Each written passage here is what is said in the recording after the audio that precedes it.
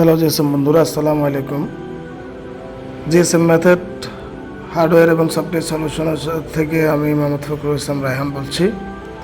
আমি আজকে আপনাদের মাঝে এসে উপস্থিত হয়েছি আইটেলের একটি মোবাইল, যেটি এমটি টুলের মাধ্যমে অর্থাৎ অ্যান্ড্রয়েড মাল্টিমিডিয়া টুলের মাধ্যমে আমরা আনলক করতে পারবো। ফ্যাক্টরি রিসেট এবং এফআরপি দুইটাই সাপোর্টেড এই টুলটার মধ্যে আছে আইটেল এই মডেলটি। আর আইটেলের মডেলটির নাম হচ্ছে আইটেল A50C।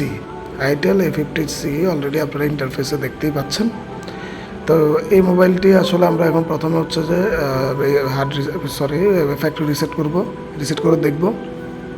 এরপর আমরা এফআরপি রিসেট করবো। এফআরপি রিসেটটা আমার পরের ভিডিওতে আসবে। তো দুটোই সেম মেথড, যেহেতু প্রথমে মোবাইলটা হচ্ছে আপনারা অনেকে জানেন স্পিডি অর্থাৎ স্পেকট্রাম সিপিউর কাজ করতে হলে ভলিউম মাইনাস বাটন প্রেস করে রেখে ইউএসবি কেবলটা প্লাগ ইন করতে হবে। তো যাই হোক, এর ফাঁকে কাজ চলতে থাকুক। এর ফাঁকে আমি আপনার সাথে একটু কথা বলি। দেখেন, আমাদের এই সেক্টরটা হচ্ছে একটু উন্নত মানের সেক্টর।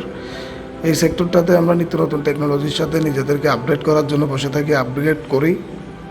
তো এই আপগ্রেডের ফাঁকে আবার আপডেট করতে গিয়ে, নিজেদের আপডেটও করতে গিয়ে আমরা কী করি, একে অপরের সমালোচনা করি। দেখেন, সমালোচনা করা ভালো, কিন্তু অতিরিক্ত সমালোচনা স্বাস্থ্যের জন্য হানিকারক। হাদিসে এসেছেন, কারো মনের ভিতরে যদি বিন্দু পরিমাণ অর্থাৎ যারা পরিমাণ গুনাহ যদি থাকে, যারা পরিমাণ হিংসা যদি থাকে, তার জন্য আল্লাহ তাআলা জান্নাতের আরামায়েশকে হারাম বলে ঘোষণা করেছেন।